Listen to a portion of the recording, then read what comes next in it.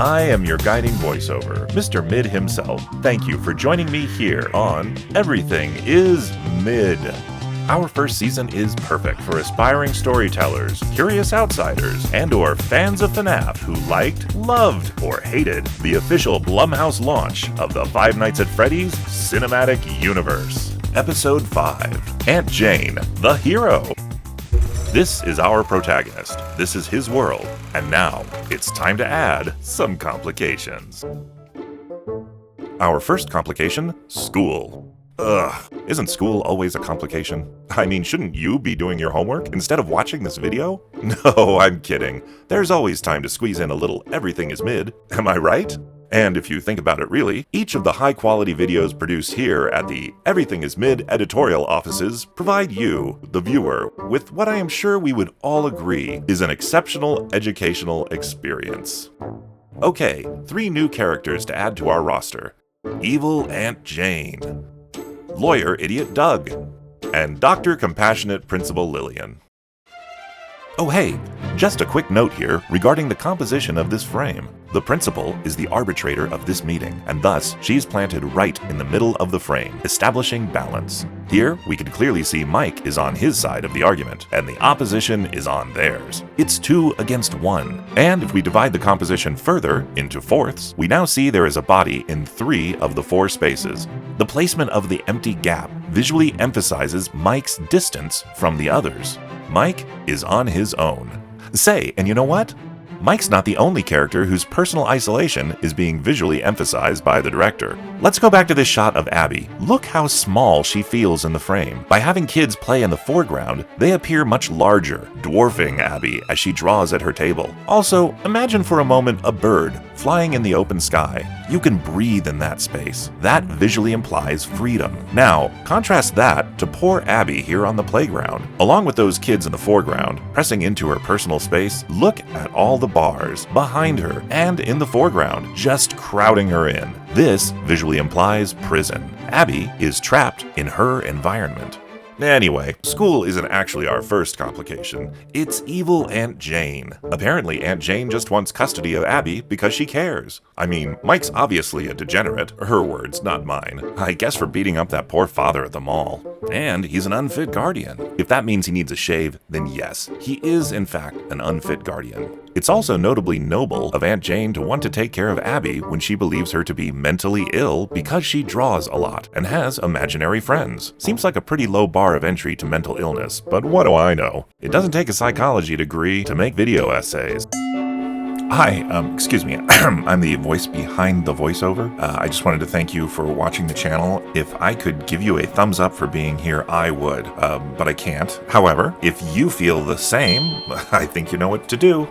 We now return you to your regularly scheduled episode. Anyway, I've changed my mind about evil Aunt Jane. She clearly cares about Abby's well-being and is maybe the real hero of this movie, right? Maybe? Yeah, that's kind of a stretch. But it is important that Aunt Jane thinks she's the hero of her own story. Every character should. Otherwise... Her comically bumbling lawyer Doug serves Mike with custody papers in hopes that Mike will sign them and give Aunt Jane legal custody of her niece, Abby.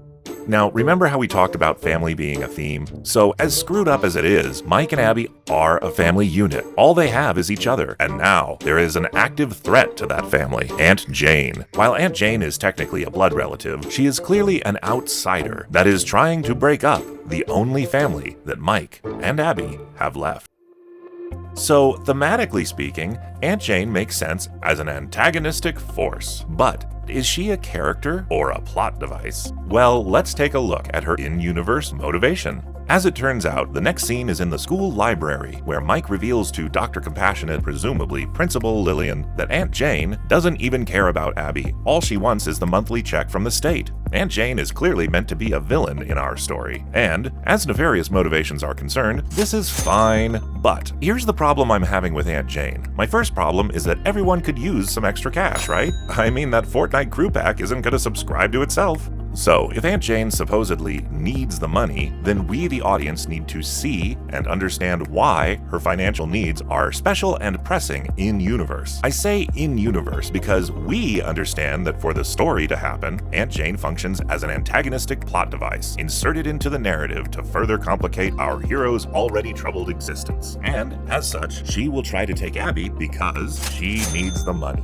But as a character who doesn't know that that is her function in a story, as a character living inside the universe of the story, where she thinks she's a real person and is motivated by real person motivations, we need to see and understand why she doesn't just want the money, but she needs the money. And not only does she need the money, but she's willing to take custody of someone else's child to get it.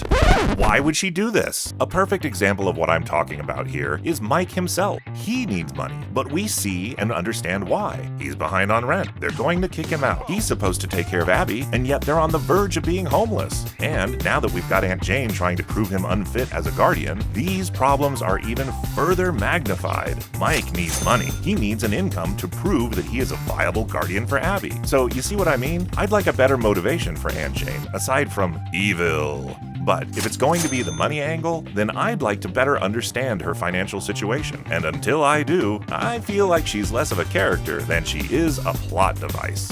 Number 2, Aunt Jane has no context. My previous point is really just a symptom of this far more significant problem. I realize that this is Aunt Jane's first scene, but trust me when I say she is not going to exceed the shallow depths in which she is currently wading. So, what do I mean when I say Aunt Jane has no context? And why is this such a big problem? Well, let's pretend for a moment that Aunt Jane is a real person.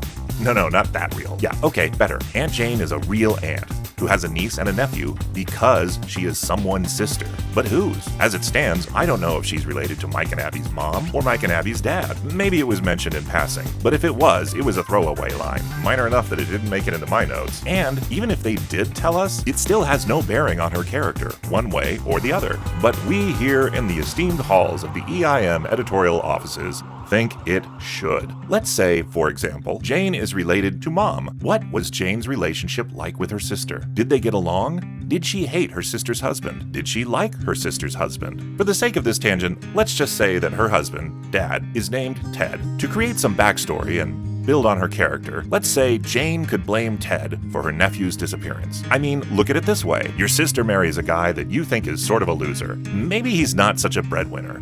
Maybe he doesn't treat her right. Maybe he's just too much of a space cadet. Maybe he never wanted kids and doesn't pay enough attention to them. Maybe Jane sees this Ted fellow as an irresponsible drain on her sister's life. She's never liked the guy. Now, maybe she's completely wrong about him, but let's just say this is what she thinks of Ted.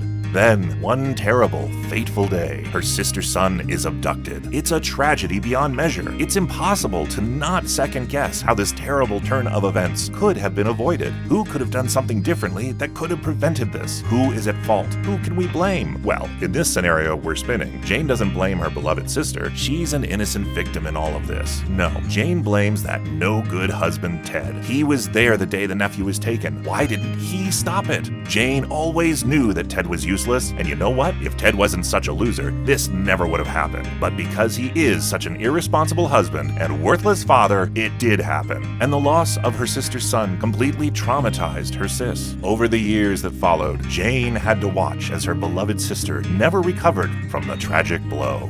Jane had to watch her sister's mental state continue to deteriorate, until Jane finally saw her sister become irredeemably ruined by that stupid, irresponsible husband of hers, and Jane never forgave him.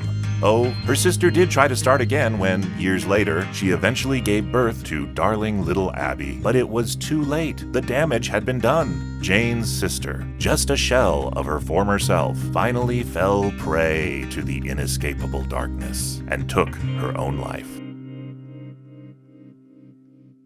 Making matters even worse, Jane then has to watch as her innocent little niece, numbed by the horror of losing her mother, detaches from reality and becomes twisted into an emotionally inverted, crayon-carrying basket case weirdo. The whole thing is a disaster, and in Jane's mind, it's all Ted's fault. And now, when Jane looks at Mike with his desperate life and his desperate need of a shave, She actually doesn't see Mike. Oh no, all she can see in Mike is a reflection of his father, Ted. Oh, no, sorry, that's father, Ted. Whatever. You see what I did there? In this particular scenario, that I've fleshed out literally off the top of my head, we can understand why Jane thinks so little of Mike. We'd understand why she wants to rescue Abby, who, in Jane's mind, represents the corrupted innocent of Jane's sad and ruined sister. Saving Abby is Jane's last hope of honoring her sister's memory and saving her sister's legacy. You see, in this version of the story, Jane is motivated to interfere with Mike's family through an emotional urgency that we may not condone, but that we can understand. It would make sense to us why Jane is such a jerk to Mike, but is still able to see herself as the hero of her own story. This backstory would give Aunt Jane her goals, her motivations, and her actions a context. Now, it doesn't have to be this version I just pitched, but this alternative backstory is rich with and emotionally grounded in characterization that we can develop and poignantly reveal at key points throughout the movie. But we don't get any of that. What we get is Aunt Jane doesn't even care about Abby. All she wants is the monthly check from the state. You've been watching Everything is Mid. In our next episode, Mike digs up Raglan's card to answer the hero's call to adventure. But first, he will refuse that call. And don't worry, we'll take a quick trip to the Midmasters Story Academy to explain what all this even means in Mike's Call to Adventure. We'll be seeing ya.